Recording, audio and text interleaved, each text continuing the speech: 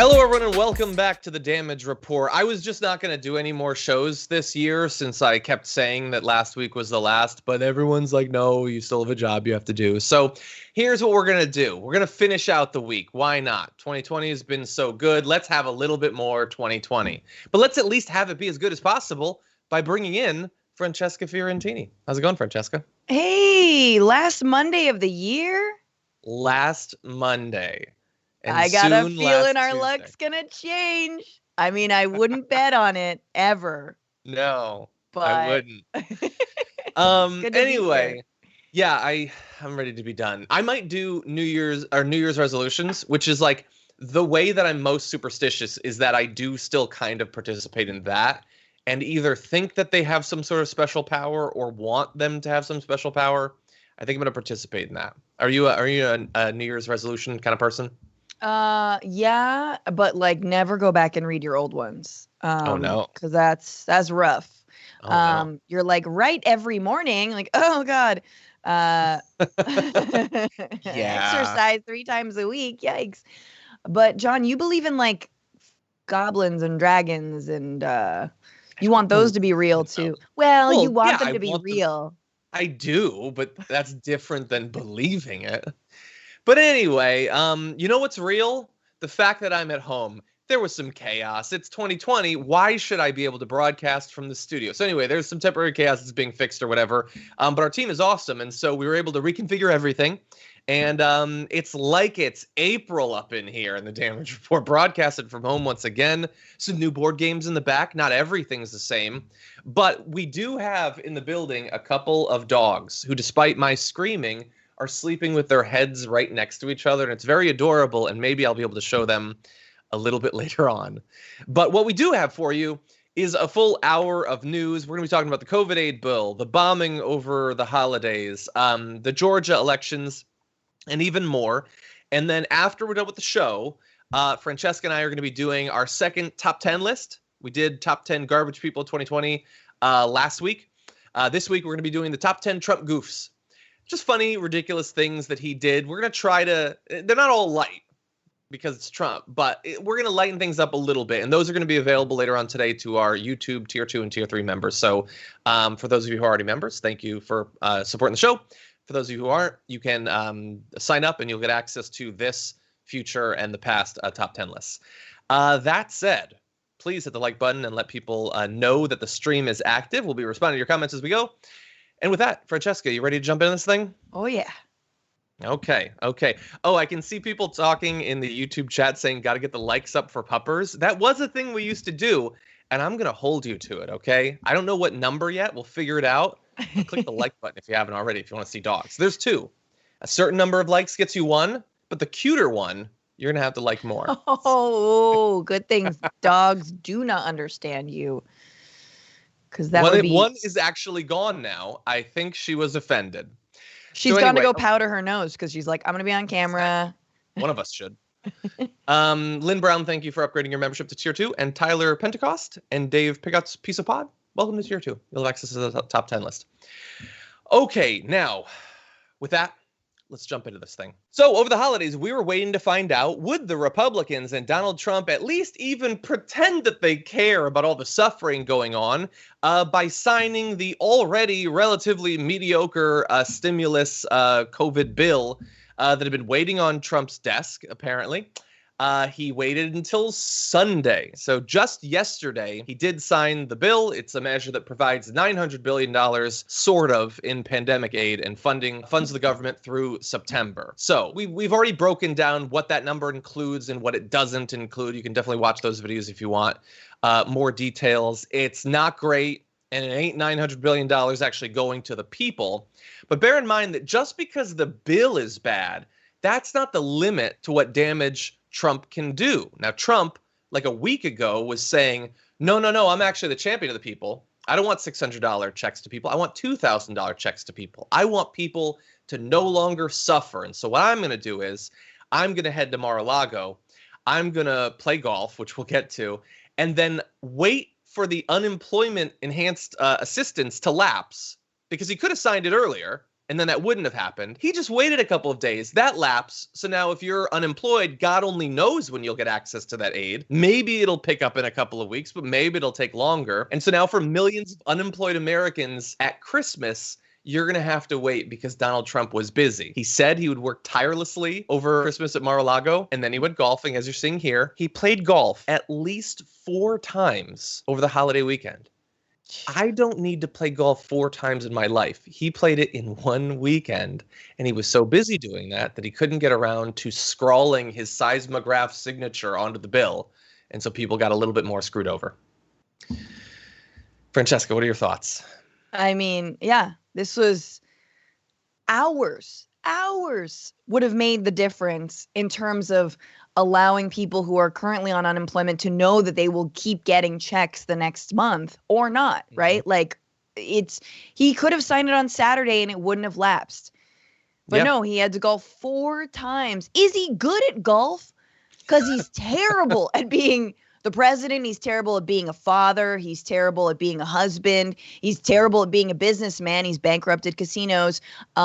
He's terrible at, let's be real, using his big boy pants, making sure that when he's got to go, he goes in the right spot.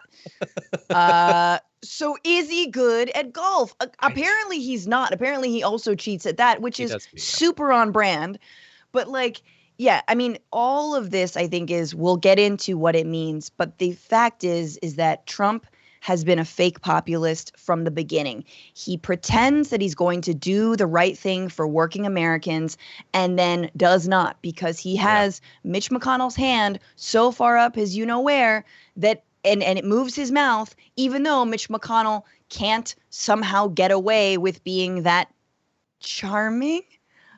Right? So this is the thing where you realize Trump is absolutely a tool of the 1%, of the elites, of the bog in which he himself comes from. Mm-hmm. And if he tries to get more money to the American people, if he tries to get a healthcare plan passed, no, because that's not what he was designed. That's not what he's being used to do. Exactly. Yeah. Definitely fake populist. We're going to see how fake. I mean, the fact that he was so busy golfing that he let the enhanced aid lapse is just amazing. And I was trying to think of exactly the best term for a person who plays golf while other people go hungry. And I think putts is as perfect as can be imagined. I think that's what that term was made for. But anyway, there are other ways that he's being incredibly fake about this. And look, at the end of the day, if setting fire to the negotiations at the last minute, if it does lead to the bigger checks, and we're going to get to the possibility of that in a little bit, then that will be a good thing. But we're still not there yet, and we've now been getting more and more evidence that he doesn't really care about that. Here's one thing. He put out a statement saying that he will sign the omnibus and COVID package with a strong message that makes clear to Congress that wasteful items need to be removed, saying he would send a formal request asking for some of the funds to be removed. So, look, in this particular case, because there are going to be, even after the bill is signed, there's going to be these further, amendments and things like that. It is possible for things to be changed, but it is a very interesting, lazy move for him to wait until last week when we're on the cusp of the thing being signed to say that it's an unacceptable level of checks when he could have been getting involved, and to now sign it and say he's going to send a ton of what amounts to line item vetoes on things that have been in the bill that he could have been negotiating over for a while but chose not to. But that's not even the fakest part about this. The fakest part is that he doesn't even really oppose those things. There have been some great compilations put together. Here is one from Phil Mattingly. It's not going to make a ton of sense, and the individual details don't necessarily matter. But he specifically cited issues he had with bits of funding that are in many cases almost exactly what his own budget called for. And he's now saying, oh no, I'm really against all this wasteful spending that I was advocating for. I totally want that out. Either he didn't know that it was in there and he has nothing to do with his own budget, or he's just lying to make it seem as if he's against pork, knowing that it's not going to get voted out, but he can pretend that he was against it even though he was actually advocating for it. Well, I mean, this is the whole thing with this spending bill and the fact that the omnibus bill and the relief bill have been lumped into one because somehow we can't have a government that operates through the new year. Like we've got to just barely hang on and barely fund basic operations. And maybe, hey, remember the government shutdown? Wow, how buried is that in your memory? So this is not the first time, obviously, that Trump has withheld money to essential workers and people who need it. But yeah, this is all the stuff that he's mad at is stuff that was in his own budget proposal, not the relief bill, but the budget proposal. And somehow we decided, let's give him two incredibly important things to sign off on. And just like a 3-year-old child that he is, he threw a tantrum to show that he can throw a tantrum, to try to get to pretend that he wants to get something better.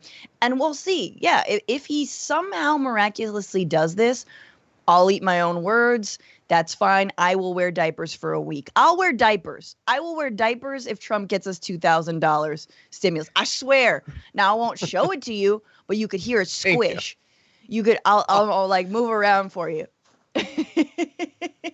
No, but seriously, I'm sorry. I want this to happen.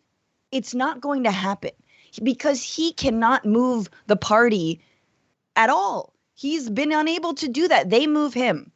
And hey, it turns out that it works out in his favor. We need to talk about a relatively new show called the Republic, or UNFTR. As a Young Turks fan, you already know that the government, the media, and corporations are constantly peddling lies that serve the interests of the rich and powerful. But now there's a podcast dedicated to unraveling those lies, debunking the conventional wisdom. In each episode of the Republic, or UNFTR, the host delves into a different historical episode or topic that's generally misunderstood or purposely obfuscated by the so-called powers that be. Featuring in-depth research, razor-sharp commentary, and just the right amount of vulgarity, the UNFTR podcast takes a sledgehammer to what you thought you knew about some of the nation's most sacred historical cows. But don't just take my word for it. The New York Times described UNFTR as consistently compelling and educational, aiming to challenge conventional wisdom and upend the historical narratives that were taught in school. For as the great philosopher Yoda once put it, you must unlearn what you have learned. And that's true whether you're in Jedi training or you're uprooting and exposing all the propaganda and disinformation you've been fed over the course of your lifetime. So search for UNFTR in your podcast app today and get ready to get informed, angered, and entertained all at the same time.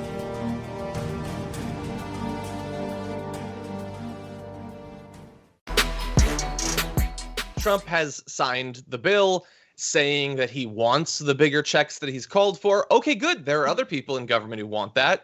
Representative Alexandria Ocasio-Cortez responded immediately to the signature saying, great, now we can sign Rashida Tlaib and I's amendment to bring the $600 checks to $2,000. And supposedly House Democrats are planning today to vote on legislation that would provide for $2,000 direct payments. Chuck Schumer is going to be moving to pass the bill in the Senate, which is obviously where the actual issue is. So you've got the Democrats in both the House and the Senate that are on board with this. You have Donald Trump saying that he wants the bigger checks, but that message is undercut by the fact that he already signed the bill without them. So in theory, could he maybe somehow veto it? I don't know, maybe.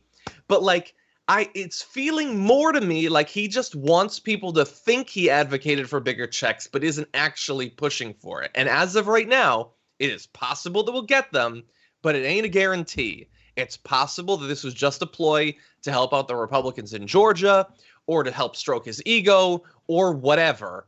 I don't know at this point what's going to end up happening in the Senate. There are some Republicans who've been saying that they'll sign on to this. It doesn't seem like a lot of Republican senators are saying that, though. I mean, I hope they do, right? Obviously, I would never say that I wouldn't hope that giving Americans twice the amount of money that was promised in this measly bill that has holdover money from the initial relief package, like it is it is so inadequate. It is a slap in the face. It really is. And we have to remember that. And absolutely, I support, AOC and Rashida Tlaib, like trying to move this forward.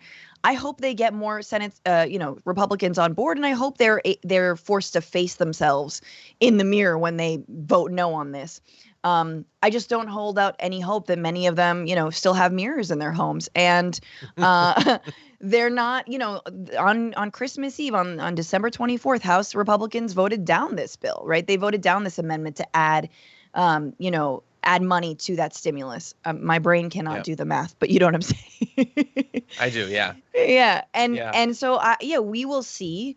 But yeah, it seems like it was just a last minute temper tantrum. It's almost like the way that, a boss tries to take credit for any work that their worker has done, any work that their employee has done by like holding it up, then like putting a little doodle on it or like changing a word here or there on your report and then being like, see, executives, I did this. It's a little bit of that like, game where he wants to feel like he had more of a hand in it when he didn't. Yeah. Yeah. It's I don't know. It's possible. Like things are so bad in terms of the pandemic and the unemployment numbers that it is possible, but it's feeling to me more like it was a ploy, like it was just designed to distract us, to fool us. And it's really I think there have been a lot of things that we have been forced to either learn or things that hopefully we can learn from 2020. But one is that, like, at least on the right, and I would argue to a little bit, in the Democratic Party as well, like Nancy Pelosi has hardly been amazing during this, and, she got reelected and all that, that on the right, they showed that you don't have to even pretend like to care if people live or die, if they keep their jobs, if they're like, think about it. It's not only the worst domestic crisis of our lives, but it was Christmas, and Trump goes off and plays golf like every single day. Mike Pence goes to this like resort in the mountains that looks like it's out of a Frozen movie. Like, and they don't do anything. He waits for the unemployment to lapse. He signs on to it, but says that supposedly he wants bigger checks. Like, that people can't see through this, that his own voters don't think, that they do think that they believe that he actually cares about them after all of this. It's not just a failure of democracy in all the ways that our democracy has failed, but it's a failure of I can't imagine democracy working in a country where they have to do so little to fool people into believing that they have their backs, and people believe that they have their backs. Yes, absolutely. And look, I know it feels basic at this point, but let's not forget that Trump's male, rich whiteness has gotten him everything in life. And the fact that our former African-American president was not awarded the amount of leeway as this president, someone who arguably wasn't all that amazing, right? Had a lot of shortcomings, but was hounded over the littlest things. Like, this is the last gasp of like, I don't know if it's the last gasp, but it's one of the last gasps of this like insanely wealthy Epstein plane white male privilege that gets to do and grab whatever they want. And here he is, personified in this like half man, half beast creature that like, I don't know, capitalism and patriarchy created, which is Donald Trump. And you see that in the way that people like comedians like Sarah Cooper can imitate him, and she looks hilarious and ridiculous by doing his voice. Or the way you read out his tweets. It's like, if anyone else tried to do this, they would be tanked, but somehow he gets away with it. And again, like, yes, it's like this weird button of like if we push this button, Republicans know if we push this fake populist button again and again and again, we can win again and again and again. And so it's our jobs to keep on just pointing out this hypocrisy, keep pointing out that he's actually not strong when he says he's strong. I digress, John. Yeah, I think he's the ultimate example of it, like you're saying. But like, like Tucker Carlson's viewers think that he's a populist, that he cares about people. He's like a literal heir. He has like 5 mansions with studios in them, and they think, oh no, he has our back. Like, you can be incredibly wealthy and have like these amazing houses, but like, no, totally, like, you still have our back. And people believe Elon Musk is cool.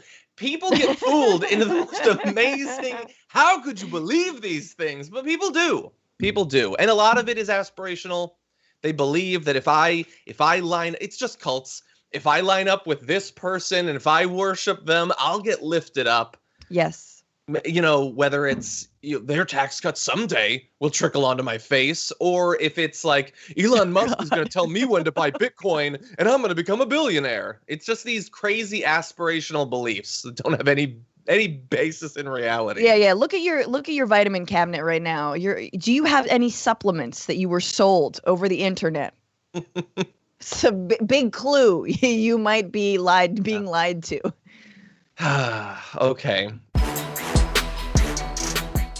On Christmas morning, Nashville was the site of a horrible explosion that is still being investigated to this day, but gradually over the days since then, we have been learning more and more about what happened, although some are drawing absolutely insane conclusions based on the information that we have. The early Christmas morning explosion, which took place in the city's downtown area, left at least 3 people injured and damaged more than 40 buildings. Investigators have said the RV involved in the Nashville explosion was broadcasting a female voice warning to evacuate with a countdown clock mixed with the song Downtown. By the way, you can see a picture of the RV there. So the stuff about the voice and the song, I think there was always going to be mystery to this, like when you don't necessarily know exactly what the motivation was for something, and the person appears, as we're going to get to have died in the explosion. You're going to wonder exactly what caused this person to do this horrible thing.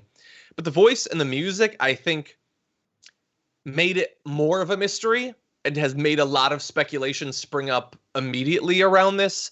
And like the fact that there was it's very bizarre. It like immediately as the details were rolling in, the fact that it happened on Christmas, it was very bizarre. Thankfully, the damage to others was limited to injuries. So that is one good thing we have going for us here. Yeah, that is the creepiest, most Black Mirror thing I've ever heard. The song Downtown while a woman's voice counts down. Ugh. Yeah. It's off. I mean, and just to think, like, thank God no one was killed, and thank God that, I mean, and this like awful morbid silver lining to this awful morbid year that we've been having, which is that fewer people are in public places, and so there are fewer mass shootings, and white terrorist extremists have to get their rocks off somewhere else, mostly trolling me online. Yes. And related to that, there's been a couple of, it's just like accessories to, like, if the dish is terrorism, then depending on whether the meat's white or not, you're going to get a couple of side dishes. The side dishes are headlines that talk about like the quiet life of the individual before these explosions. Like there always has to be this, like, why is it that like everybody has to pay for PR people except white terrorists? Then they just get it for free. Do they sign up for some sort of public relations insurance in the event of their death? Like there's like a statements put out. But with this, there were these headlines like implying like, oh, just a quiet life. We just don't know. Like, no, why do you care? Okay, I'd like a motive, sure. But the psychology, the person could have killed people, did injure people, did do damage. And we do know who the person is, apparently. I always wonder whether even to share the name of individuals like this, but in this particular case, we're going to mention it. The U.S. Attorney for the Middle District of Tennessee had a news conference yesterday and says, we've come to the conclusion that Anthony Warner is the bomber. He was present when the bomb went off and he perished in the bombing. Regrettably, Anthony Warner's middle name starts with the letter Q. And I don't know if that was necessary for the craziest people in America to really pick this up, but they have. And, some people, like I mentioned in the pre-show, Lin Wood, who has like 1 million Twitter followers and is very popular on the right, is saying that this person grew up in not the same town as Kyle Rittenhouse, but the same name of the same town in a different state. And so that's suspicious.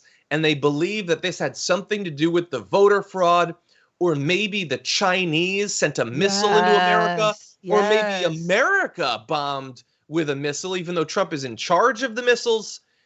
And so there is literally no evidence that any of that is true, but understand that there are millions of Americans who believe that this horrendous thing that happened on Christmas morning is part of the whole voting thing. Yeah, dude, the Chinese hate the song Downtown, number one. Everybody knows that. I'm Chinese, hate it. That's instilled from you at birth. And we love to steal ballots. So I'm putting the pieces together. You? I can put the actual pieces together, and the actual pieces are that supposedly based on a vehicle identification number from the RV that they found, they tracked down that individual's house, and they had pictures on Google Street View showing the same RV, and so it seems pretty consistent that this individual had this vehicle and then had it blown up. They do say that there's no indications that anyone else was involved in the bombing, and I guess that's a thing where they don't have any evidence that there was, although it does seem a little bit early to be ruling it out as a possibility. Yeah. So we will see if anything like that comes up. But anyway, other than that, there are some details about the bomber that are out there. I'm not going to, unless it seems to indicate what the motive was, I think delving into their past seems weird to me. Yeah. I don't understand the point of that necessarily. I understand some people are just curious. But so anyway, they believe that they had found the person. Thankfully, nobody died. So it's horrific and scary. And there was another vehicle that was apparently playing downtown somewhere, and the police like cordoned off the area, but it turned out that there was no bomb there. And so there's going to be a period that's very scary right now, but so far it seems like this was a weird one-off. Maybe we'll learn more, maybe we won't. Yeah. No, it's super creepy. And also the fact that I think what you were saying earlier, I mean, we've been through a year where, you know, victims of police violence, victims who've been murdered or, you know, nearly murdered, their past, the victims' pasts have been combed through and rifled through. And if they stole a candy bar when they were 8 years old, that somehow means that they deserve to be gunned down. Like, we live in that country. We live in that moment still somehow, where unarmed innocent people, or even armed innocent people, right, who have open carry, you know, who have licenses to carry, but are still like, because they're black, they get ripped apart in the media. They get portrayed as being older than they actually were when they died. Trayvon Martin is somehow superhuman, like Spider-Man. You know, he was terrifying. Yeah, that's why he deserved to die. You know, this is the world we live in. And if you're Muslim, like, forget about it. Oh my God, if you're a Muslim, if you're brown, oh, well, then we know your religion teaches hate, right? No. Well, I want to know, was Mr. Warner, what was his religion? Do we assume he's Christian? But like, if this were any other person, we would be drawing these links, rightfully or not. And I think I got to say, I don't think it is right to draw these links based on someone's race, based on all of this. But I think we do know that white men in this country are being radicalized, that we need to look into that. And man, I really hope that under a Biden administration, the FBI is empowered to actually go out and root out some of these extremist groups that fester online, that fester in real life, that, you know, are preparing for Sharia law this is not a game. It's very scary. So we will see. Yeah.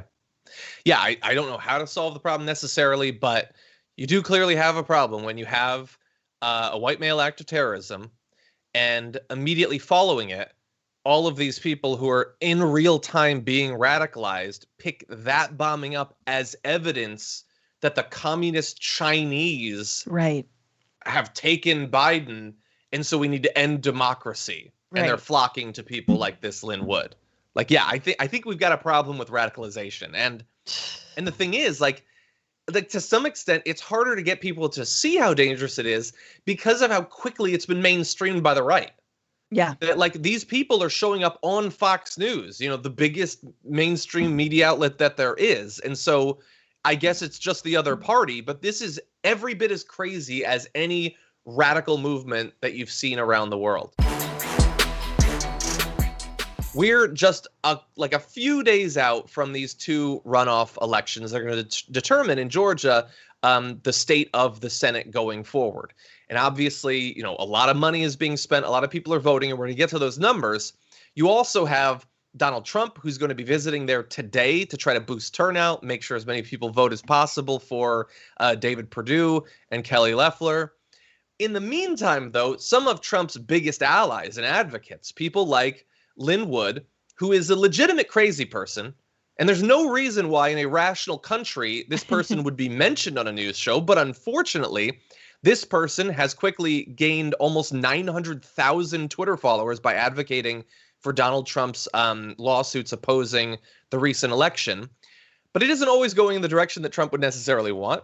Take a look at this recent tweet from Lin Wood. He says, I have received much criticism for demanding that Georgia fix the 11-3 fraud before we vote in 1-5 runoff. In full disclosure, I am not a fan of any of the 4 candidates in Senate runoff, communists or China compromised, in my opinion. He means all of them. The Democrats and the Republicans. The communist Chinese have taken all of them because, of course, I just want an honest election, don't you? Attached to that tweet, he has this diagram. We're only going to show you part of it. There's a lot going on here. You can find it if you want. But he shows, like, they believe this Dominion software, which was like nowhere, is designed to steal votes and to pad the Democrats' numbers. And so he has a theory. And the theory is that if nobody on the Republican side goes and votes, if they totally boycott it, the software, which stole a presidential election in his mind, is going to be fooled into deducting more Republican votes than there are. There will be negative Republican votes, and then the fraud will be revealed to all because it'll be so obvious. And I say that because in the graphic he shared, it says the fraud will be so obvious, even though he says the fraud is obvious now. So, like, why would it need to be more obvious? But anyway, he thinks the software is sophisticated enough to steal a presidential election in a way that no judge can detect, and that the DOJ, under Barr, says didn't happen. But it's stupid enough that if you just don't vote as a Republican, it's going to go negative somehow. And I don't even know what that would look like. But he says, here's the most interesting part of this. All that's crazy. All that's crazy. He says then we will then get new conservative senators because for some reason, Kemp, the governor of Georgia, as well as the candidates, will be arrested. Because bear in mind, he's not just saying the Democrats have set up this system and stolen everything. He's implying the Republican candidates have stolen it. So he wants all of them to be arrested. And then we get new senators after he succeeds in getting enough people to boycott the vote. This is Trump's guy. This is Trump's buddy who wants Trump to be president. He wants the guys Trump is going to stump for to be arrested. You know, I gotta say, one of the things I do like about 2020 is the emergence of Lin Wood. Like, I love these like weird B-movie villains like Lin Wood and Sidney Powell, who you're like, ooh, very much. It is really central casting. It is really like, again, he looks like an uncle impersonating Donald Trump, and just like, selling out birthday parties, bro. And then somehow he like winged that into actually being like more legitimized. He got on news outlets and such. But this graphic is incredible because it says the fraud will be so obvious that SCOTUS can then invalidate the presidential election. Like that if you don't vote, the machine will be like, "Buh," and then it'll show. Mm-hmm. Machines are real silly. I've seen The Mandalorian, the droids, you can't trust them. And then it shows it negative, and then SCOTUS gonna be like, "Ba-ging," and then you're gonna arrest the Purdue Loeffler. Like, yeah, first of all, arrest Loeffler, but like for insider trading. Totally. And Purdue for insider trading. And for Purdue for insider trading. But this, obviously, it is. I'm not sure that he's not a plant, I guess, is also what I'm saying. Like in the past, I think he supported Democratic candidates. He's like raised money for Democratic candidates. I don't know if they were like Democratic decoy primary weirdo candidates that sometimes the Republicans do while they're like support some weird Democrat just to like steal votes away, or if he's, an actual plant, because it feels too bizarre to not be a plant. So bizarre. By the way, and he, like, we're really focusing on this crazy theory of his, but he's one of those saying that, like, there's something with Q and the bombing in Nashville and stuff like that. But also, really, I want you to realize how the incentives work out there. This person, in, like, 6 weeks, has more reach and more followers than, like, me and Francesca and add a couple people. Like, after years of just doing our job, which is just like trying to like care and cover the news in a serious fashion. You can just, semi-serious. You can just say crazy stuff you can imagine, and you will absolutely explode. And that is how it works. Say crazy, radical, insane things. Take off like a rocket. Yeah, we know that, John. Like we know that very well. Nashville. Exactly. I'm gonna jump on that Chinese rocket. Look, if this doesn't work out, sorry, bro. I'm going full blown. I'm gonna pretend like I was a plant from the beginning. Obviously, I'll throw TYT under the bus. Just kidding. Never do that. Fam. But yes, first of all, 900. All of these followers, a lot of them are fake. Let's just remember that. I know it's so hard when you go. They are. I don't know that. There are ways. There are ways to make folks look real when they're actually not real. Okay. So I wouldn't get too jelly over there because I see you thirsting over his followers, John. Oh, I am.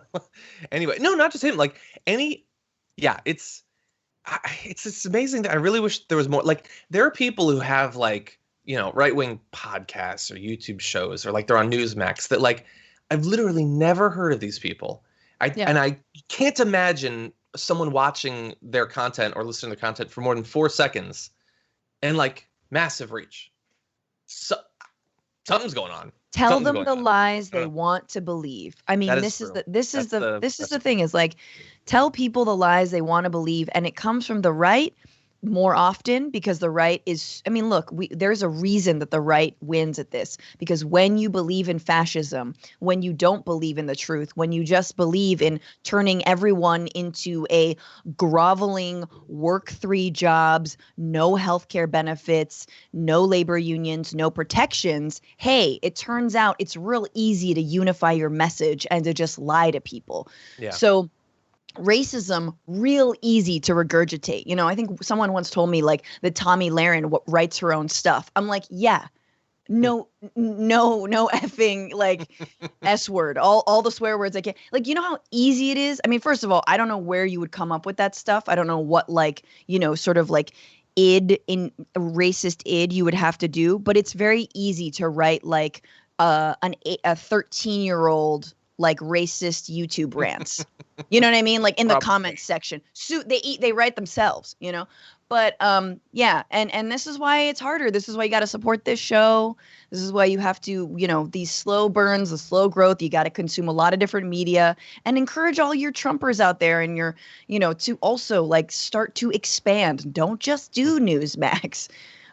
Do a little bit of OAN. I don't know. No, that's not helping. Well, maybe, I don't know. Or, oh my God, where I went really fast? I went to the Epoch Times website. Oh God, don't. It's crazy. It's so crazy. Oh my God. But anyway, sorry, I shouldn't speak badly. Is it like how many banners did you have to click out of? Were you like close? Banners. It's more professional looking than OAN or Newsmax. I'll give them that. Those Georgia elections are very soon, and a lot of money has obviously flowed into this race because, future of the Senate and all of that. Senator David Perdue raised $68 million between October 15th and the middle of December. Kelly Loeffler raised $64 million during that period because there's nothing Americans love more than giving someone who's worth $800 million millions of dollars. But that is not as much as the Democrats have raised. Mr. Ossoff became the best-funded Senate candidate in history after pulling in $106.7 million. Mr. Warnock, who's challenging Ms. Loeffler, has raised $103.3 million. So that record is pretty tight there. But a lot of money is being raised. A lot more money is being raised for the Democrats. And so, again, all of this is going to come down to mobilization and getting people out there. The Republicans have their biggest voices working to literally get people not to vote. And the Dems are going to try to duplicate the turnout that they had, just a month or so ago. Buy those Facebook ads. Oh my God, buy Facebook ads. Just put it all into Facebook. Yeah, give it all to Zuck. Sure, he's going to turn it around and like own us and control us one day. But Ossoff and Warnock, you know where your people are. They're on Facebook. Buy them ads. They are on Facebook. And apparently a lot of people have voted as of a couple of days ago. The most recent information I could find was 3 days ago. 2.1 million people had already voted. Wow. And look, the turnout is going to be lower than the general election. But if it can be close to the general election, that is certainly not going to hurt the Democrats, especially as there's all of these, grifters going around trying to get Republicans not to vote. One other interesting financial note, though, Ms. Loeffler, one of the wealthiest members of the Senate, was the only candidate to give to his or her own campaign, donating $333,000, which sounds like a lot of money, but it's far less than the $23 million of her own money she spent on the general election run. And think about that. You need the money now even more. And she's giving very little. Like, she is worth $800 million, $900 million, and she gave $1/3 for the future of her political career. Does that seem like an investment from a person who really expects or indeed wants to win? I mean, or a person who is getting a boatload of dark money and has a bunch of different organizations running ads in her favor, so she doesn't need to. But I will just say this: it is going to be very interesting because there's been a rift in the Republican Party. You've got in Georgia and the nut jobs like from Lin Wood to Kemp, who's actually been playing a more moderate role in all of this. To the attorney general, right? Who, there's been a lot of like a split, right? In terms of, hey, don't follow the Trump line. And, let's not discredit these elections and the vote here. We want to turn out the vote. And the Lin Wood, no, it's all been compromised. And arguably the Trump line, which is it's all been compromised, even though he's supposed to be getting out the vote for Loeffler and Perdue. Again, I don't even think he cares because if he's not in office, what does it matter? Yeah. But I do think it'll be interesting if they lose. And man, I really hope they lose. There's a lot of grassroots work being done. But if they lose, how quickly they will turn and say that absolutely there was nothing but fraud. It was fraud top to bottom. They will spread all kinds of conspiracy theories because once again, it's that button. And once it's been pressed, you can't unpress it. In fact, it's sort of your safety, like call a friend, whatever, lifeline, And so who wants to be a corrupt millionaire? They already are. But so I'm curious, John, like if one of them loses, what will they say? And actually, even more interestingly, if one of them loses and the other one wins. Oh my God, that's going to be amazing. Because then they have to say that it was all fraudulent, but then. Exactly. No, so here is the biggest issue. And I guess I'm glad that you brought this up because I haven't been thinking about this enough. If the Democrats win, it's going to be close.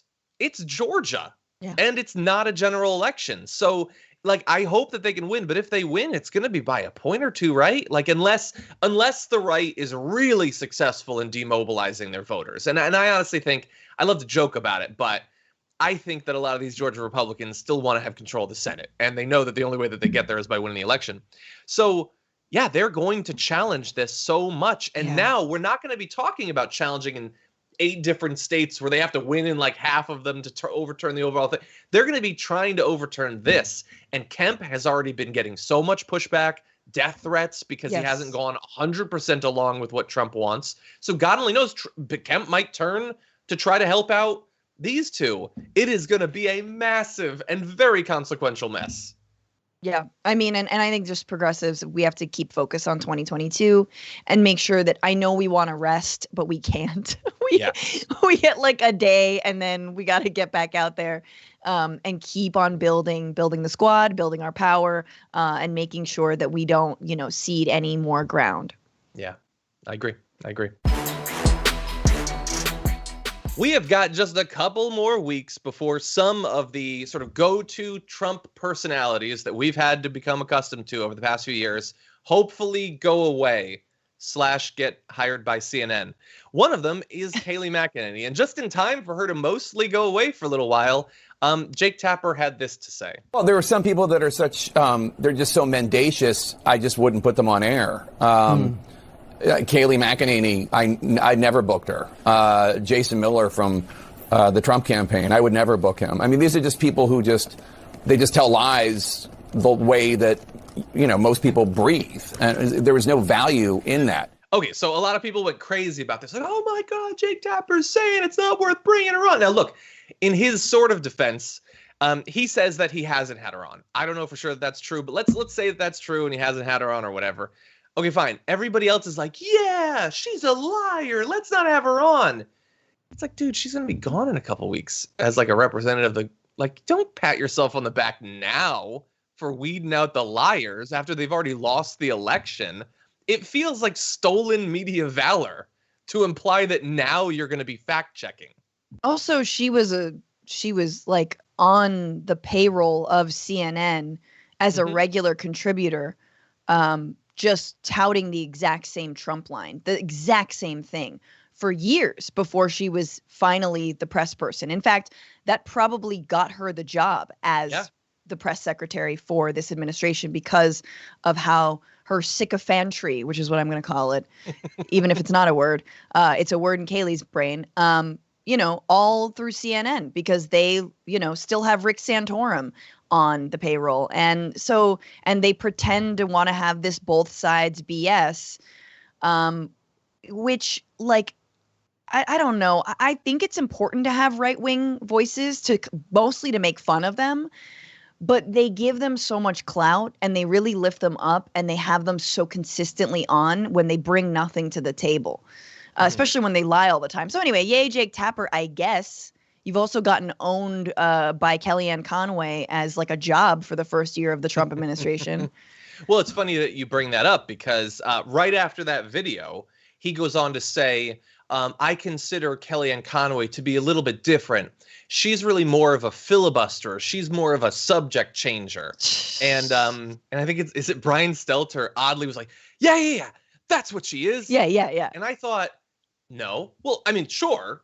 Yes, she filibusters and she certainly changes the subject. She also blatantly lies. Like maybe not as often as Kayleigh McEnany, maybe. But she's the alternative facts one, isn't she? Yep. She's the collusion delusion like thing. She's the Bowling Green massacre one. What are you talking about? She's not a liar.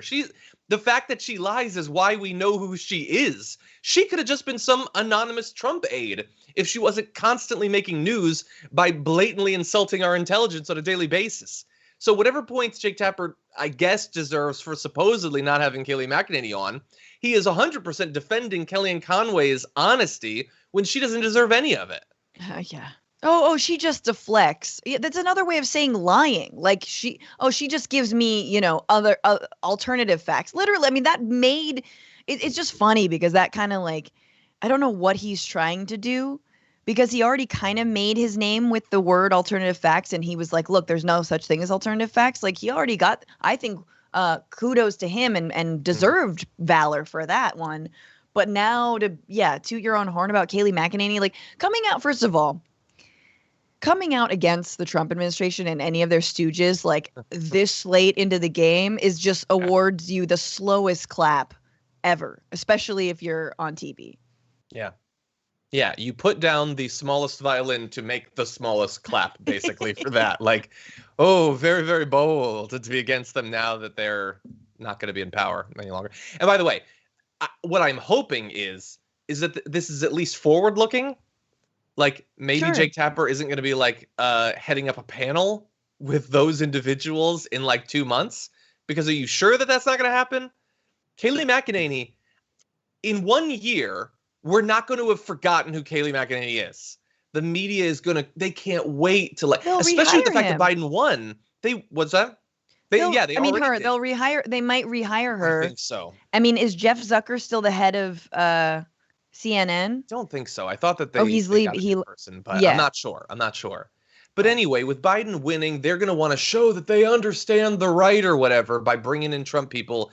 Maybe it won't be her, but I feel like it's almost certainly going to be her. Anyway, I do want to give her response to this because everybody was responding to Jake Tapper, including her. She says, this is a therapy session for a broken network, and Jake Tapper is lazy enough to participate by lobbing baseless personal attacks with zero evidence. Jake's real problem, I do not leak, I do not lie, but I do call out the lies of the media, i.e. CNN Russia collusion hoax. Yeah, she doesn't lie. And it's like this is normally where like the spot in the show where we'd roll like 10 demonstrable lies. No, you already know. You don't need it. We could do it. It'd be fun, but we don't need it. She's a massive liar. She's an insane liar. She defended, him calling COVID Kung flu and like she will debase herself in defending the indefensible. So no, we're not going to engage seriously with that. Her pretending like her feelings have been hurt by Jake Tapper pointing out that the only reason she got the job is because Trump has faith that she will lie shamelessly for him. Yep. Anyway. We've known for some time that things are getting really bad when it comes to COVID. And I got a terrible news update for you. With several days still to go in December, December is already the worst month ever in the pandemic. Almost a year on, things are getting worse. NBC News reported that we had, just in December, 65,212 deaths. Oh my God. So, far more than a Vietnam War. Closing in on 6 million cases. And we're not done. We've still got 10% of the month still to go. To put that in historic perspective, take a look at this. November had 4.4 million cases, October 1.9, September 1.2. And look, there was a period where it was actually going down. September was better than August. But since then, it has exploded. It is between 4 and 5 times worse it was in terms of cases than just a few months ago when things were already bad. And we've got some other bad updates, but Francesca, what do you think? Is this the dark winter? It is, absolutely. And I think the fact that we're not freaking out about it as much is both good and bad. I think we need to gird ourselves for this long winter, and we can't, the panic I don't think is helpful. The caution is, and the demand on this government to do something. And look, Biden is not what progressives wanted in 2021 at all. But man, if we can do one thing in this next year, which is get this virus under control, which is implement some kind of testing, implement some kind of, the vaccine, obviously, and part of that, linked to that, is even more economic relief to Americans so that they can stay home and not go hungry, then it will be a presidency, honestly, in my book, worthy. And I know that's a low bar. I know it feels like a low bar, but really just getting us to the point of Canada, Germany sometimes, hey, Australia, I'm not even aiming that high, but just some semblance of a federal government, some semblance of a government, y'all, just something. That's how low the bar is now. So yes, obviously the cases are going to be higher. It is winter. People are indoors more. I shudder to think about how this is going to compound with the flu. And I just hope everyone, stays safe and also really bundles up and takes care of folks in your community who can't. I agree. Yeah, it's going to interact poorly with the fact that we're already more likely to get, serious illnesses during the winter.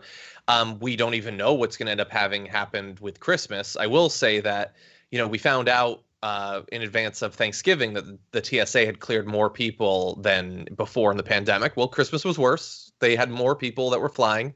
And so maybe we'll be lucky, and for no discernible or understandable reason, this historic level of travel won't result in an explosion of cases, but that's probably not going to happen. And January is probably going to be worse than December. And maybe when Biden gets in, one of his aides is now saying that they are leaning towards using the Defense Production Act to increase the production of vaccines because, and maybe I'm crazy, but it seems to me that we should have already done that. If the government could get more of the vaccine out faster and is just choosing not to, that seems like madness. Yeah. Because what? It would infringe on the corporation's rights or something? I tweeted about that and someone was like, well, it's not the same as building the PPE because it has to be in facilities that have certain standards. Yes, and that needs to be done. And in theory, could have been done in anticipation of the vaccine being created. We could have been working on this for literally months leading up to the vaccines being approved. And by the way, there are other places that make other vaccines that could be turned to the production of this vaccine. We are trying to get people vaccinated as fast as possible to save lives. And the slower we do that, the more people die. So the government not choosing to accelerate production will kill people. It's an open question whether it's thousands or tens of thousands or 100,000 individuals, but many will die because Trump doesn't want to do it and is just choosing not to. And somehow that's not even a scandal. It's not even a big story that we're not choosing to do that. Biden maybe doing it is kind of a story, but not the inverse for some reason that I simply cannot understand. Yeah. I mean, and this is the thing, though, if we expect to get anything done in a big way in this country, turning, whether it's tackling climate change, whether it's Medicare for all, I think this is a test. And so if we can build the infrastructure, if we can utilize the federal government and show that it actually does help people and it is saving lives, that is a wonderful setup, I think. And I'm sure this scares Republicans because, like, oh my God, if you save lives, then they'll want quality living. They'll want to not live in squalor if you start saving lives. But no, if we build this infrastructure to fight this virus, to take care of our people, to help them out through the long-term effects of this, that is absolutely setting our country up for more success when it comes to healthcare overall, Medicare for all one day, right? Like for really tackling another virus that, hey, man, I can't wait for that permafrost to defreeze and anthrax to go all over the world. Let's not talk about that right now. But all I'm saying is, again, these are somehow baby steps for this country that is so backwards and has been revealed to be so backwards. But we can pull ourselves in the right direction. Hopefully. I want to throw just two other little facts out there. Yeah, please. Because we cover pretty much every day. We do updates on the pandemic, and I understand that people get worn down by it. And judging by the views on those videos going back months, nobody cares. But I'm still going to do it because it's kind of important. But I did want to let you know that billionaires in the healthcare space bumped up their wealth by 36.3% between April and July. Apparently, we're making a lot of money. That's $150 billion extra dollars going to just the specific billionaires who make their money in healthcare. So as we need more vaccines and medical equipment and all that. Some people are really benefiting from that. So, huzzah for them. At the same time, because the pandemic has gotten so bad in big cities, including the one that I'm broadcasting in right now, here's a comment from a doctor at an LA County public hospital just last week saying ambulances are circling hospitals for hours trying to find one that has a bed open so they can bring in their critically ill COVID patient gasping for air. The doctor called it the apocalypse and said, we're literally hanging on by a thread. There's no bed to put them in, so they just have to circle around hoping that one will show up, like you're trying to find a parking spot in the mall before the holidays in America, which you should be avoiding. Exactly, you should definitely be doing that.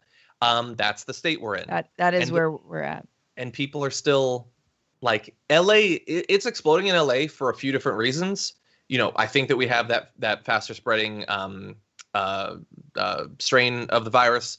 It's winter, so we're indoors together or whatever more. But also, like everywhere else in America, you cannot tell me that people aren't taking it, that people are still taking it seriously, or as seriously as they were every month, the months before. I think that people are getting fatigued and people are giving up. And some people think that we've got the vaccine, so they don't have to be serious about it. And so I think people are spreading it to each other. Yeah. I blame teenagers. I'm just going to go and blame somebody. So teens. Okay, boomer. Thank you. Oh God, I deserve that. No, it's absolutely right, and yeah, it's really upsetting, and also just the fact that like I think about essential workers all the time and the people who have to go to work and do not have paid sick leave, and I've just heard anecdotally stories of people saying that someone in their workplace was sick and that their boss made them go to work anyway. Like this is absolutely a war on working people. This entire COVID, the pandemic response has been a war on working people. Do not get that twisted. Don't let Madonna in a bathtub convince you otherwise. And there will be retribution coming out of this. There will be movements and organizing. Ooh, just you wait. Because man, the ruling class really is operating like the French Revolution never happened. So we will see. Oh, God. Welcome, everyone, to the Monday Top 10 Lists with me, John Arola, and Francesca Fiorentini. Streaming exclusively, although not live yet, maybe at some point, to our YouTube members of Tier 2 and Tier 3. Thank you so much for supporting the channel and network just a little bit more. We love to give you just a little bit extra for your support. And so we're putting together these fun little conversational top 10s. And last week we did the top 10 garbage people of 2020. This time we've got the top 10 Trump goofs. So a lot of people, as Trump transitions out of the president, are looking back on the most ridiculous things that he's said and done. Now, obviously, we do a lot of time spent on the most damaging and harmful and horrendous and xenophobic and racist things that he does. This is going to be, in some cases, a little bit lighter. Not always, but it should be fun. So, Francesca, you've got your 5? Oh, God. I'm I'm like, do we remember he was impeached? He was impeached. He was impeached. Like, right? Remember that? He was. Oh, really God. fast. Remember? Oh my God! This year has been the longest year on Earth. It has. Arlene and I we're rewatching old SNLs, and we just passed he won election for the first time. Oh God! And all these like predictions about how things will go and whether he'll be impeached. It's like amazing. It's like how much has happened since then. But anyway, we got 10 goofs, 5 of us for each. So why don't we launch into it? My number 5 Trump goof is going to have to be with his years-long obsession on dishwashers and plumbing and all of that. Here's a little representative sample in video form. But I'm also approving new dishwashers that give you more water so you can actually wash and rinse your dishes without having to do it 10 times. 4, 5, 6, 7, 8, 9, 10.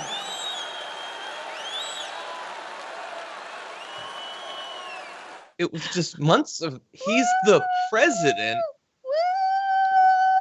I had to flush the toilet over and over. Who's run a dishwasher 10 times? I think don't know. You're doing it wrong at that point. Just, he said he had so many speeches as president that were about his hair not getting wet enough, or the dishes, or the toilet, and pressing buttons and all that. It's just madness. And at least this is one of the things he spent his time on that didn't end up killing a bunch of people. So, hey, it's a goof. It's just a goof. You know, so yeah, this one is really a hard top 10 list for me because Trump, and like you were saying with SNL, he is a walking satire, and you could invent anything about him and he will one-up you the next day, and the news cycle will move on. And as joke writers, you know, as my friend Nato Green says, it's a work speed up, and like it's not fair working conditions. Like, we can't operate like this. Usually it's like a political scandal or some goof you could go on for like, you know, 6 months to a year talking about whatever, the dishwashers, and everyone will remember it. But nope, not now. So mine is very small, my number 5, and it is just a perfect distillation of how unpresidential Trump is. And there's been a couple of these, but the walking up to Air Force One has given us a few really choice gems. And yes, there was the gust of wind that like revealed this, like the weirdness of how his hair grows. Yeah. Which grows. It only grows from one spot, and then there's nothing. So it really is just this like weird comb over. That one was definitely number 5. But for me, even better than that and just more classic was the toilet paper stuck to his shoe. I forgot the toilet paper. You know, that was a goof. It was so. It was just like, okay, so did someone Photoshop that? Nope, you don't need to with this president. Toilet paper on his shoe as he's walking up to Air Force One. Nobody told him. Because they don't like him, and they don't like care. Him, and they don't care. Yeah. By the way, and you're totally right. Like think about like Bridgegate. Who do you think of Chris Christie, right? Like you can make jokes for a couple of years about Bridgegate, or Richard Gere. You talk about a hamster. It's like years. Like for Trump, it's like the P tape was a joke for like a week. But that should have been years. But we moved on. Kovefe, we move on. The mental, like his brain, we move on. We just move on and move on. But anyway. By the way, I will never move on from the P tape. It's been my comedy closer for a very long time now. And I want to still see it. So anyway, moving on. Funny. My number 4 Trump goof is going to be a very quick one. This was very quick. He was told during the eclipse to not do one thing. Don't look directly at the eclipse. And so, he's Trump. He looked directly at the eclipse. And you know what? We had 2 opportunities. And I can say this because this is only getting watched by a few people. We had 2 opportunities for real learning as a people. If he had gone blind after being told by scientists not to look at it, that would have been a strong demonstration that you should listen to what you're told. But he didn't, unfortunately. If he had died from COVID, that would have been a strong lesson that maybe you should take it seriously. And we were denied those things as a people. But anyway, looking directly at it, you big idiot. It's a bright light. You don't need to look directly at it. You can do what everyone else is doing.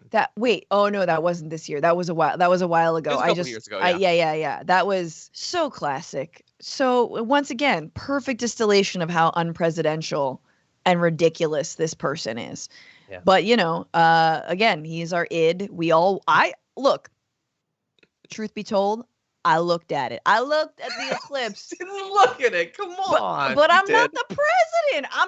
I'm not the president being filmed by a million people, like going like, no, man, don't look at it. Come out, put the things on, and then you could maybe look at it. But I definitely did, and I was like, ah. But again, I'm not. That's why I will never run for president, because I'm afraid that old tapes of me looking at the sun will be dug up. Or admitting to it on this show. Yes. All right, number 4 for me, not as much of a goof, but a little bit more of a serious goof. But I think when he threw paper towels at the Puerto Rican people, at the press that was covering his visit to the island when it suffered a hurricane that killed, I think, about 3,000 people is the estimate now. And of course, injured and wiped out the homes and livelihoods of so many thousands more. The man threw bounty at them. Like, he did. And not just that, not even in this weird, it wasn't even like a press stunt. It was like to the press, which is like probably the worst group of people. He wasn't, they didn't orchestrate for him to go and like, I mean, I'm just saying, like, did he visit a home and like bring a paper towel in like this orchestrated thing? No. He just like lobbed it. In the way that only, the brute idiot that he is could do, or only the way that this president could ever do in a time of their utmost need, that he just lobbed paper towels at them. So that whether it was a goof or not, it was definitely a moment of like, nope. This is certainly disqualifying. It didn't make him look good. Like he must have thought, this is what presidents do. I'm helping. Like, it's so, yeah. And, remember when he went to survey like hurricane damage and he was like, whose boat is that boat? Is that your boat? Or is it just now your boat? Like, have you never seen a human on TV? Just act like the human you saw on TV, because you're a bad one. But it's also just so racist. I'm sorry. Like, the racism involved of him being like, knock yourselves out with this paper towel. Oh, yeah, the boat. Totally. You got boats on this island? Like, and also just pronouncing Puerto Rico, like going like, Puerto Rico. Like, as if. And like, I think that was also the big water, ocean water, huge. Just the inability to show any empathy. Arlene and I were watching that movie Roxanne I was telling you about, which is about like one guy wants to seduce a woman, but he can't express himself. He gets really nervous. Another guy's really good with words. But like the guy who can't express himself, like comically cannot think of anything to say in any circumstance. Trump is that guy, basically. But we're the country he wants to seduce. Yeah, he thinks of all the wrong things in his every wrong thing that comes in your head. Mm-hmm. He'll say that out loud. Totally. I have an example of one, and it's my number 3 goof, actually. Hurricanes are bad, as we've just demonstrated. What's worse than a hurricane?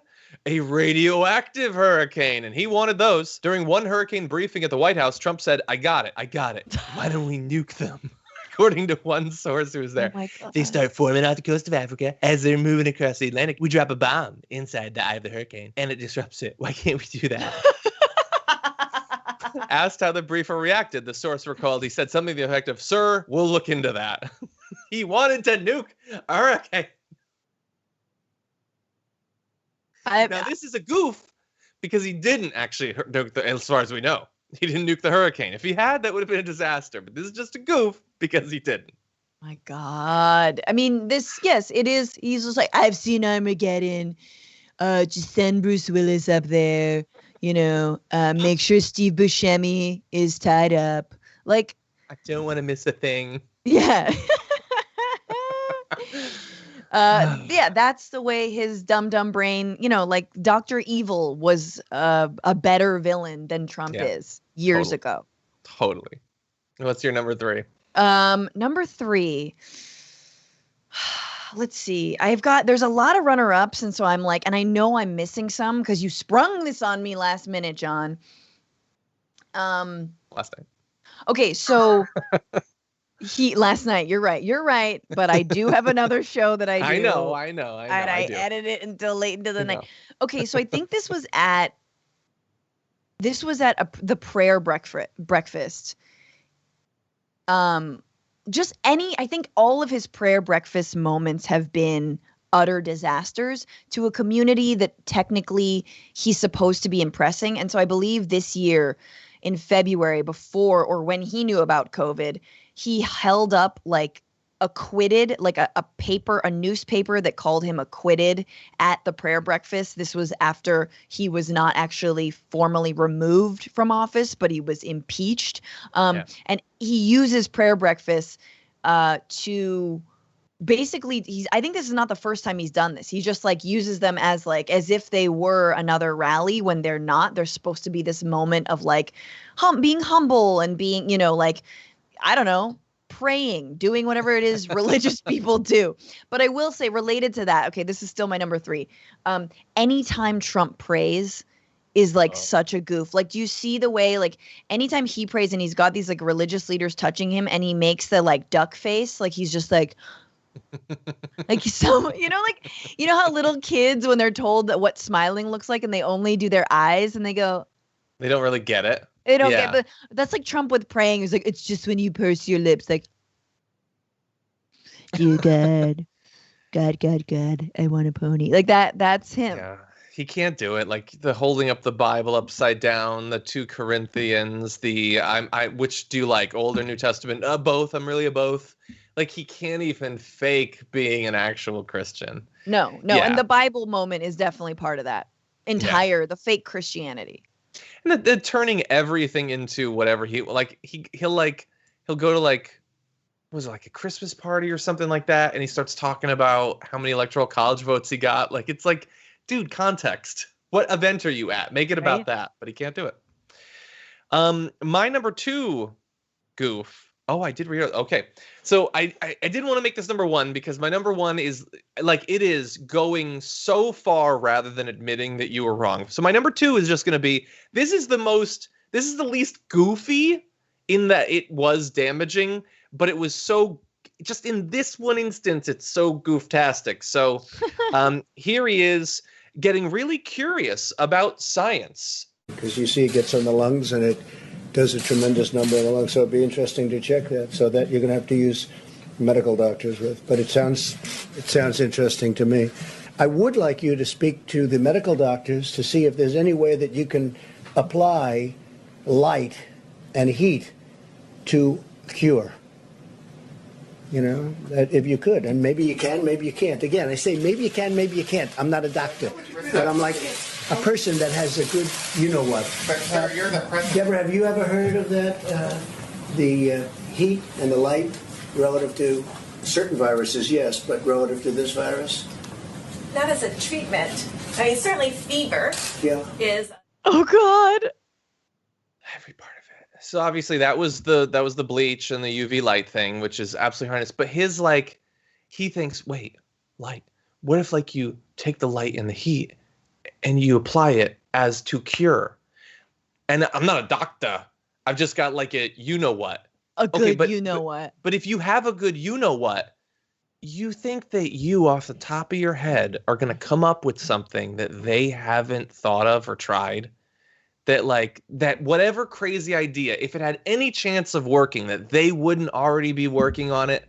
How stupid do you have to be to not know that you're stupider than these people? Like, you have to be really ignorant of your own ignorance. He just almost said, I have a good brain.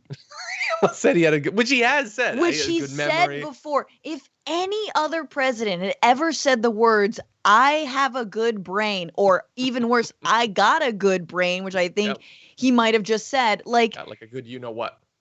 That would have been, that's it. That is the headline for a year. I have a good brain. Saying that to a doctor. I'm a very stable genius, which he said.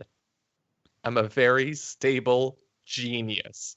And that is not on my list. That's not even one of the craziest things he said, but that is crazier than anything anyone I know has said. Well, not everyone I know, but most of the people I know, that's crazier than anything they've said. My God. This is hard. It's just there's too many. There's a lot of goofs, but that's why we need to make sure that these gems, or the opposite of these turds, don't get forgotten. So you have 2 more. What's your number 2 goof? Okay, fine. My number 2 happened recently because it's the one that I think it just was so perfect, which is his little tiny desk and his little baby desk, which I was looking at the other day and I was like, is it that the chair is short? Is it that the desk is short? No, the whole thing is off. The whole thing is wrong. Like, I don't know where they found this little desk or who set it up for him, but his like legs are splayed open and he's sitting there just like, I won the election. Like, it's so funny. And his little butt is sticking out, or his big ol', diaper butt. And like, I was hosting the show that Monday that it happened. Brett and I were on, and you were off. And so I had to do it alone. I mean, Brett was there, but you know what I mean? But you're still pretty much alone. I was pretty much alone, but I was sad because I didn't get to talk to you about that moment where it was just. So, and then, he had like, I don't know, blank papers, important papers. His relationship with paper has always been, I can't remember the journalist, but early on in in one of his many Oval Office interviews, he did that thing where he's like, this interview is done. Goodbye. And then he goes over to his desk and starts to like move around papers as if he's working. Or... As if he's work. This is what work looks like. Like, just can't even fake work. No. Like, he's definitely the like, hello, yes, Germany, beep, beep, like, beep, boo. Beep, beep. Yeah, he is from a movie. But the tiny desk was just so perfect. And the thing is, if I remember correctly, correct me if I'm wrong, it's like within 10 feet of appropriate sized desk. Like, it's like he didn't want to sit at his big desk. So they got him the little desk. Was that like his desk growing up and like he's got an attachment to it? I don't understand why you'd be at that little desk. But anyway. It's like the one that comes in when like, a bunch of grade schoolers are visiting the White House and they're like, I want to sit at the Oval Office desk. Like, that's what give him that one? Yeah. Yeah, that one's it's waterproofed for wedding. And so it worked out well for him. Mm-hmm. Okay, well, look, my number 1 goof is going to be this. And there were a lot. But this, I know that we spent like 2 weeks on it and then we moved on. And that was not enough time. Because my number 1 is when he just said, by accident or whatever, that Alabama was going to be threatened by a hurricane. And that set in motion a chain of events that is the craziest I've ever seen. Because the President of the United States in the Oval Office held up this sign where he had drawn a black addition to the path of a hurricane that was drawn in white, by the way, not in black, but he drew his in black with a Sharpie to make it seem as if his mistake earlier had been right. He drew on it with a Sharpie and held it up to America rather than just admit that he misspoke. And that is Trump. Like, he would... Thankfully, we backed off and that was the end of it. But he would have gone to war to defend that mistake he had made. He would have nuked a hurricane to defend that mistake because he cannot admit that he was wrong. He would have nuked Alabama just to prove Alabama. I told you it was in danger. I could stay awake just to hear you breathe. Okay. Oh, God. Yeah, that was... How? It makes you look worse, homie. So much worse. Don't you get that? If Bernie Sanders had done that, it would have been like 1,000 daggers in my heart. That's arguably the goofiest thing he's ever done. And they still support him after that. How could you... Like, if my wife, to defend the lie she had told, Sharpied a map, embarrassed us. I'm saying like, that she's right over there. That's like, I'm gonna Google it, and then creating like hand drawing a Google making a search Wikipedia results. Entry. Yeah, making a Wikipedia entry, but poorly, just to prove that you were right. Yeah. Oh my God. Anyway, that's my good. What's your number 1? So, okay, my number 1 was going to be, I have so many, but like number 1, I think there are 2 moments that are not goofs, but that everyone should remember in this presidency that really distill how awful it was. And one of them was the Bad People on Both Sides presser after the 2017 Unite the Right rally. And then the other one was the Helsinki conference, the press conference with Putin. And it was that moment to me, it wasn't a goof, but it was revealing, where he said, where, he's asked by the press, like, did you, have you talked to Russia about maybe their involvement in hacking like voter rolls and their, blah, blah, blah, blah. And he was like, I did, and I believe Putin. And then he goes something like, don't do it again. And he like swats at Putin, like swats at Vlad, like, now don't do it again, because they were like, have you taken precautions for the future? Don't do it again. Oh, I'm sorry. A couple of years later, biggest hack in all of U.S. history, like probably by the Russians. It seems like Pompeo admitted by the Russians. So and they were warned. Of course they were warned. Don't do it again, he said. Don't do it. Yeah, stop it. Stop it, guys. Don't release that feed tape. Please don't release it. But that's not really a goof. Okay, so my number one goof, I'm sorry, I'm doing a bazillion. Number one goof, it's this year.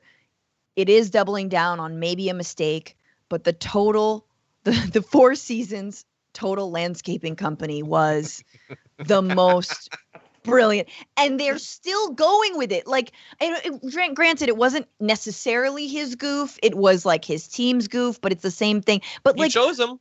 He chose them. The 4 seasons total landscaping company is milking this. And remember how we were like, I don't know, are they in on it? Are they not? Like, no, their Twitter handle is "We're a landscaping business. Take care not to confuse us with a hotel." Actually. Wait. No, it's a parody account. Fuck. Oh. Still. Bleep me out. My bad.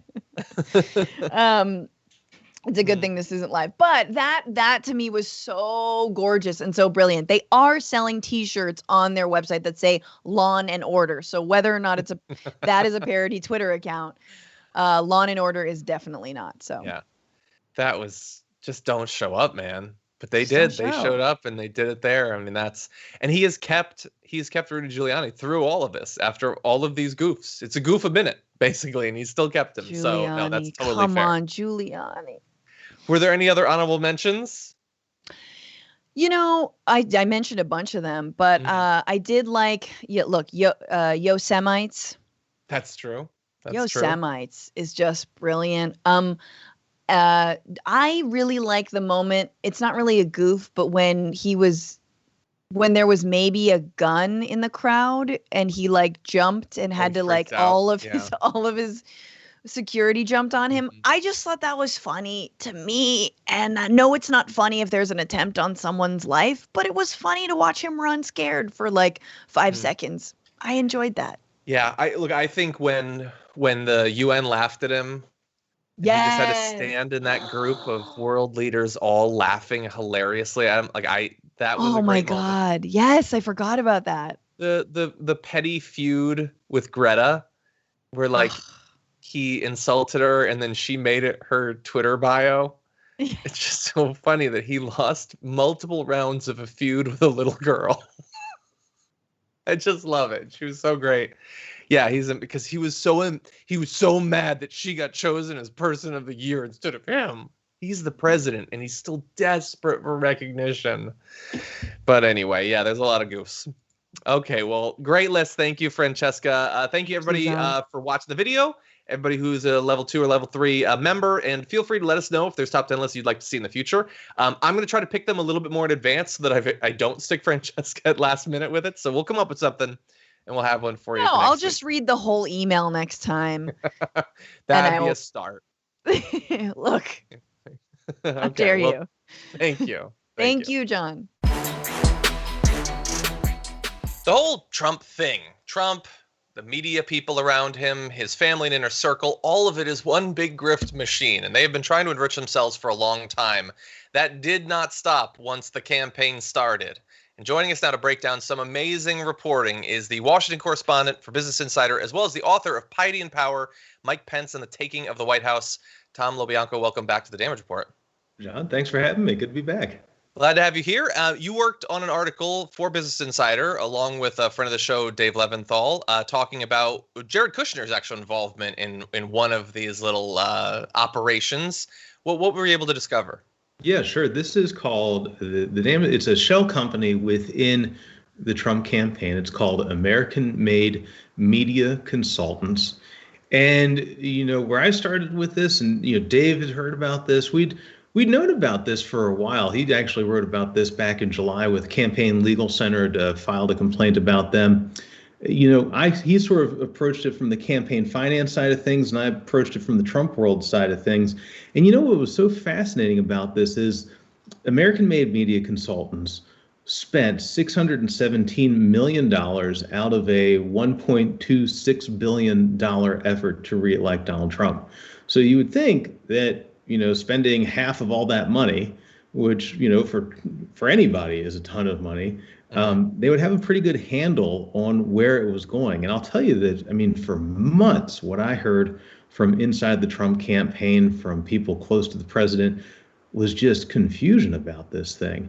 So, we worked on it and got some help from inside. I'll just put it that way without revealing any sourcing. And as it turns out, this company was signed off on by Jared Kushner back in April of 2018, and it was created and started by the Trump family. Really, it was Laura Trump was on the board of this.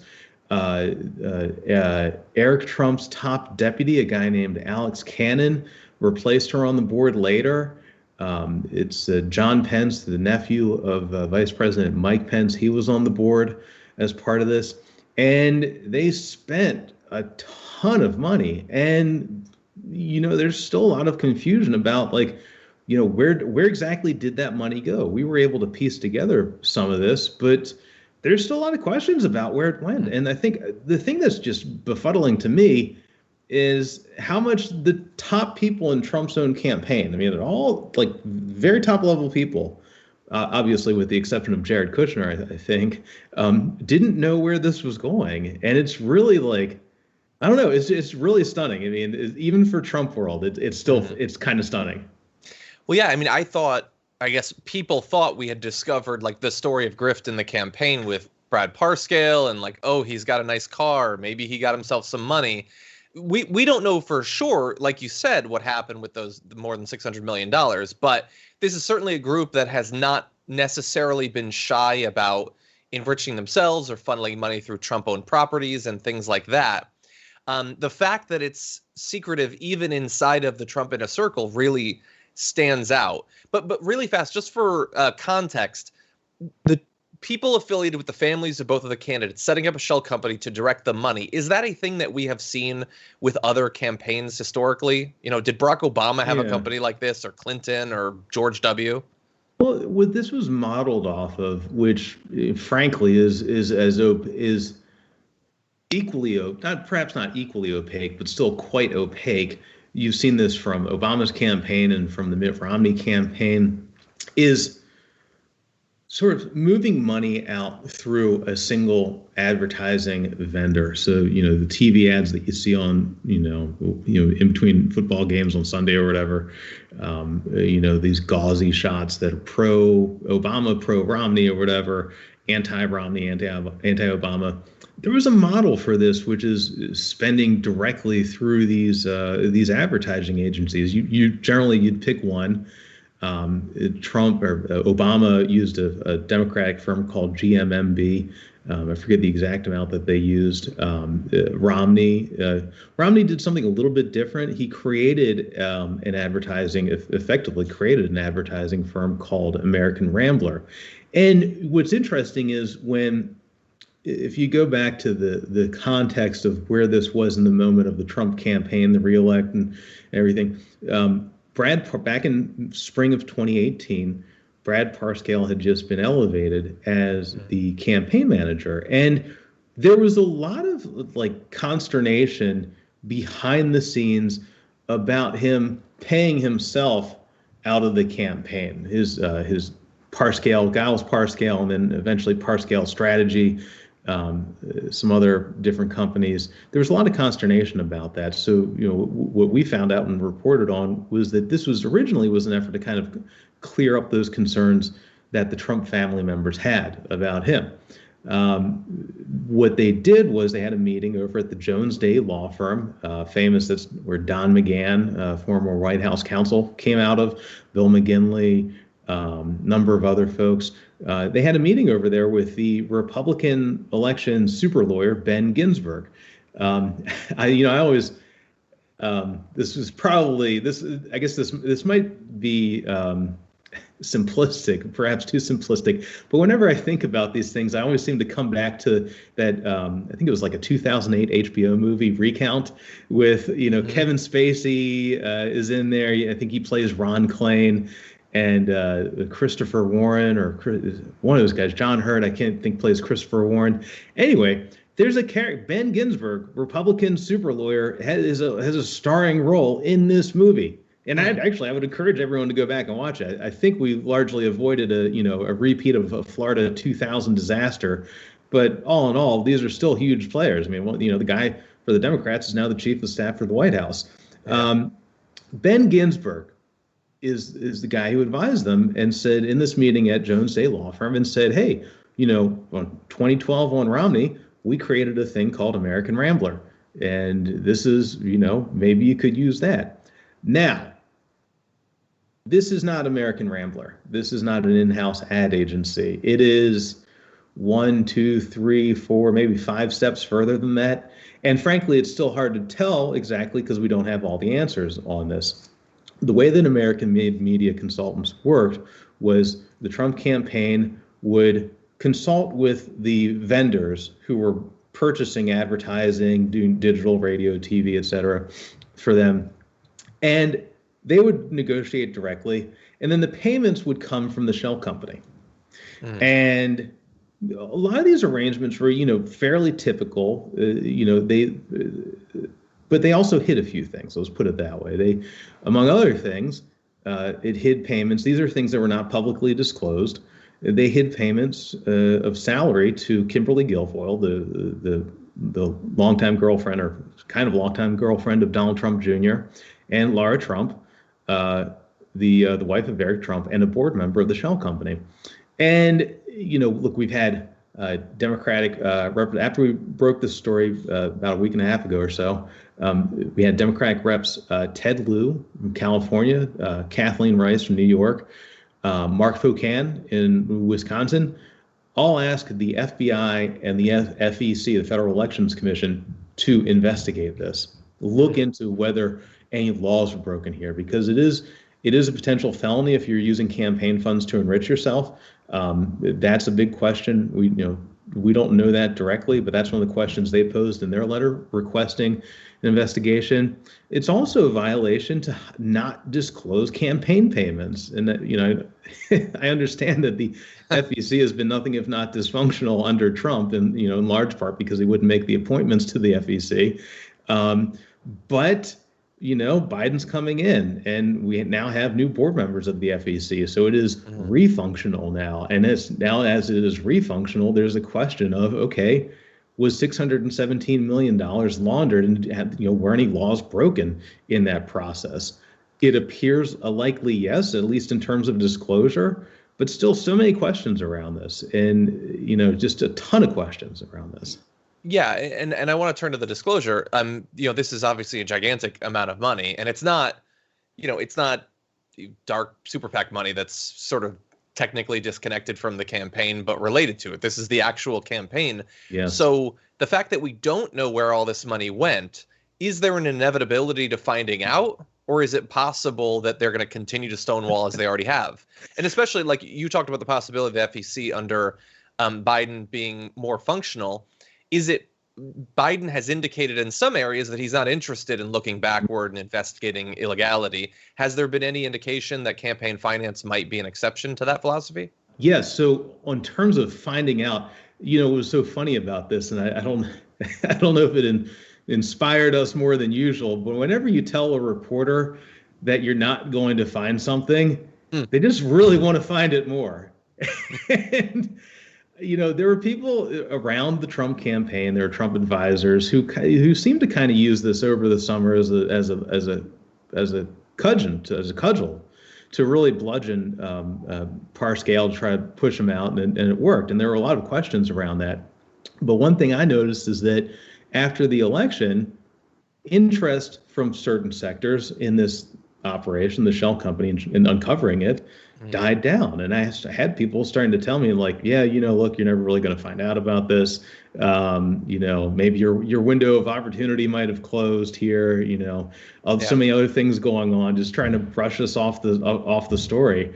And I gotta be honest, like, it made me even more motivated than before. And so will we get answers eventually? Potentially. A lot of that has to do with how the FEC handles this. Does the Trump campaign decide that they want to disclose this? I've heard varying responses from people close to the campaign and people close to the president. That itself is also another big question. I mean, to me, at least, this is very much a live story. We're still in the middle of discovering all this. And somewhat disconnected, but you've talked about these sums of money. I'm assuming that all of this is campaign spending leading up to the election day, right? And stopping there? Yeah, so what this, to understand the universe of that number, the 1.26 billion combined, this is, it's all the spending up to the last FEC report filed prior to the election, yes. And then we use the post-general election report. And don't want to go too deep into the methodology there, but it's all these things are itemized. If they've been filed and been sitting around the FEC for a while, their people have enough time to itemize them and make them searchable. And it's I have to tell you, the FEC, I forget when they updated the website. The FEC is great for searching information, so much better than it used to be. But then the post-general report, you have to actually download the raw data and itemize it yourself. And it's not that hard. I mean, frankly, what I saw, it was pretty big numbers moving through there. I think there was like a total of like 608 entries, combined made, payments from the Trump campaign to the shell company. So, not terribly hard to dissect. And they give you an idea of where it's going to. Some of it was for text messaging, some of it for digital list rental services. I think like one large lump sum was like $5 million that they paid out to rent a list. So, a couple of different things. But where it gets murky is then, what do they mean by that, right? Typically you could find in any presidential campaign, all right, Jen O'Malley Dixon is being paid X by the Biden campaign. All right, that's being reported here. There were some cases where people kind of pushed us to be like, oh, Bill Stepien, the current campaign manager, and his team were hiding the payments. But we did find their salaries paid and reported to the FEC. What was really funny to me was the ostensible president of American-made media company, a guy named Sean Dolman, who's the CFO of the Trump campaign. Dave found this one. We laughed our asses off. The guy who's the president of the shell company was getting a regular salary paid through the Trump campaign directly and being reported to the FEC. He wasn't using the shell company. Yeah, that's interesting. Man, it's going to be really interesting to see if Biden is interested in looking into that. And by the way, I think there's a very good chance, as you sort of alluded to, that there was some personal enrichment going on with that campaign money that was raised and spent before the election. But we also know that Trump has raised hundreds of millions of dollars since the election, and he's on his way out. I would assume that if there was going to be some looting going on, this money would probably be a target of that. Perhaps future investigations from Business Insider will look into that. That could be on the plate, man. Yeah. In any event, Tom, as always, really appreciate you joining us. Everyone, if you want more details, they're certainly available at the article, which is available at Business Insider. So everyone go take a look. And Tom, thank you again. Thank you, John.